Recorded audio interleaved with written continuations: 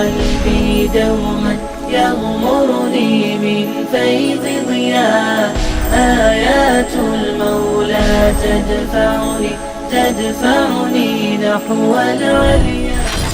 بسم اللہ الرحمن الرحیم. ارأیت الذی یکذب بالدین، کیا تم نے دیکھا اس کو جو بدلے کے دن کو جھٹلاتا ہے. فذلک الذی یدعو الیتیم، یہی تو ہے جو یتیم کو دھکے دیتا ہے. ولا یحض علی طعام المسکین، اور مسکین کو کھانا کھلانے کی ترغیب نہیں دیتا. فویل للمصلین، پس تباہی ہے ان نمازیوں کے لیے. الذین هم عن صلاتهم ساہون، جو اپنی نماز سے غفلت برتتے ہیں. الذین هم یراؤون ویمنعون الماعون، جو ریاکاری کرتے ہیں اور نہیں دیتے برتنے کی معمولی شے بھی. تو سن 71 کے الیکشن میں ایک انتخابی جلسے میں تلاوت کے لیے کسی کو بلایا گیا، اس نے یہ پڑھی تھی سورۃ ماعون. تو وہاں یعنی ایک دینی جماعت کا جلسہ تھا وہ.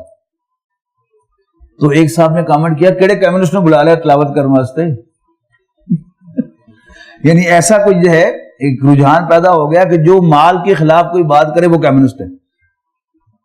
تو مجھے جن صاحب نے بتایا، والد صاحب کے دوست تھے مرحوم، تو میں نے اس پر تبصرہ کیا کہ اگر اس پر انہوں نے کمیونسٹ کا فتویٰ لگا دیا تو پھر اگر سورۃ ویل لکل ہمزۃ لمزہ پڑھی ہوتی تو پھر کیا کرتے؟